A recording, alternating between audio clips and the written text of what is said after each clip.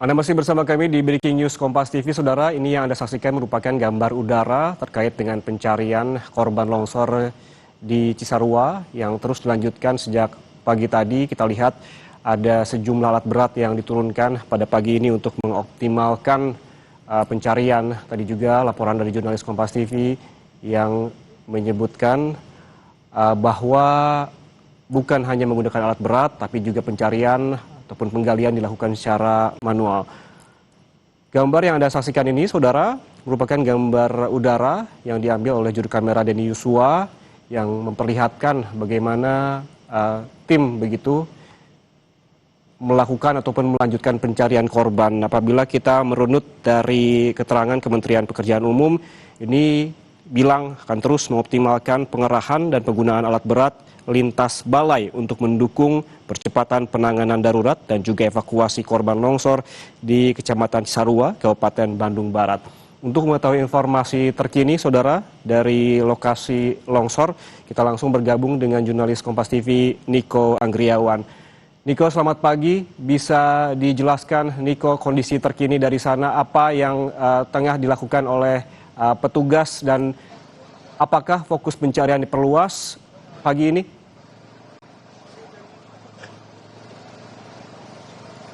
Ya, setidaknya ada beberapa sektor yang menjadi fokus tim SAR gabungan untuk mencari korban longsor di Kecamatan Cisarua, Kabupaten Bandung Barat ini, Yan Rahman dan juga saudara. Tadi berdasarkan informasi dari Dirops Basarnas Laksma Bramantio yang menjelaskan bahwa saat ini difokuskan di sektor A1, A2, dan kemudian sektor B.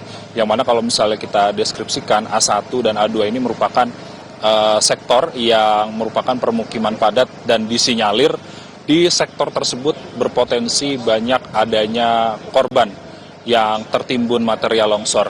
Dan fokus untuk saat ini masih banyak alat berat yang dikerahkan untuk mencari korban yang tertimbun material longsor. Visual terkini akan ditunjukkan oleh juru kamera Bimo Wicaksana, dan ini merupakan pencarian korban di sektor A1, A2, dan sektor B, yang mana tadi ada satu kantong jenazah yang berhasil dievakuasi tim SAR gabungan untuk nantinya akan diserahkan kepada tim DVI Polda Jawa Barat yang saat ini sudah standby di Puskesmas Pasir Langu untuk melakukan proses identifikasi. Dan juga kita bisa melihat visual Anda terkini adalah ekskavator yang tonasenya kecil. Tentunya ini bisa mempermudah tim SAR untuk mencari korban yang tertimbun material longsor.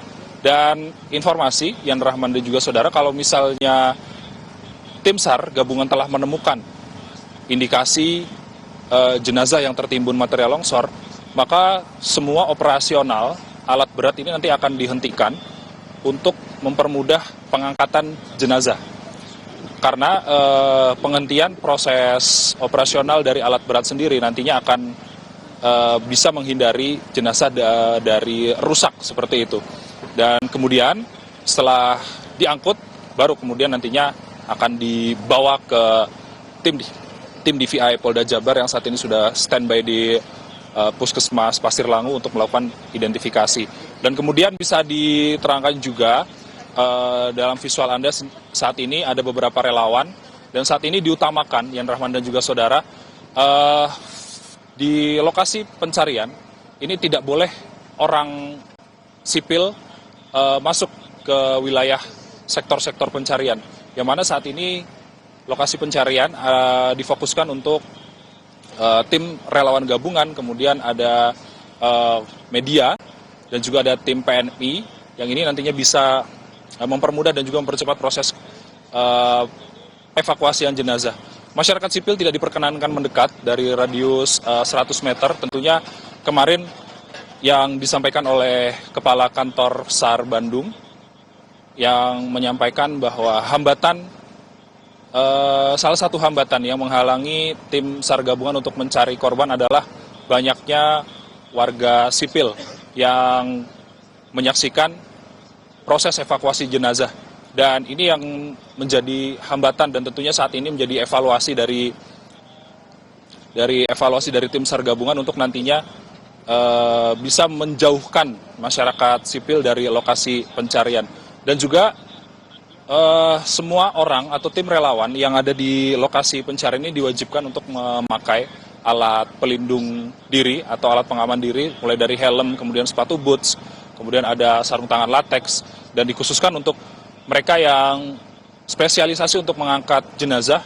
Mereka ini akan menggunakan hazmat untuk menghindari dari bakteri-bakteri yang ditimbulkan dari jenazah yang sudah tertimbun kurang lebih 4 hari sejak kejadian pada hari Jumat kemarin.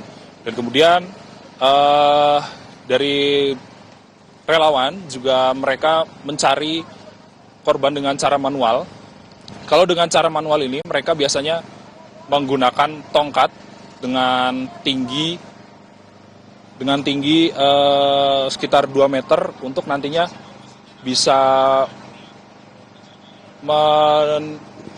dikatakan memasukkan tongkat tersebut ke dalam timbunan tanah untuk nantinya mendeteksi apakah ada jenazah yang tertimbun material longsor.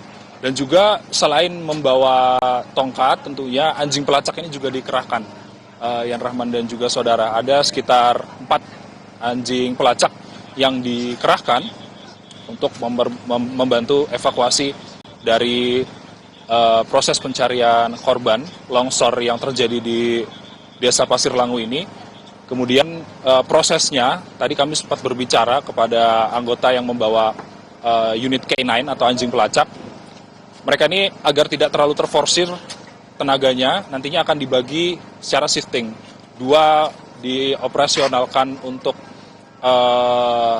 proses pencarian, nanti 2 akan diistirahat. Begitu nanti akan terus dilakukan selama 1 jam sekali untuk menghindari kelelahan yang nantinya akan dialami oleh anjing-anjing khusus dan spesialisasi untuk mencari korban yang tertimbun material longsor.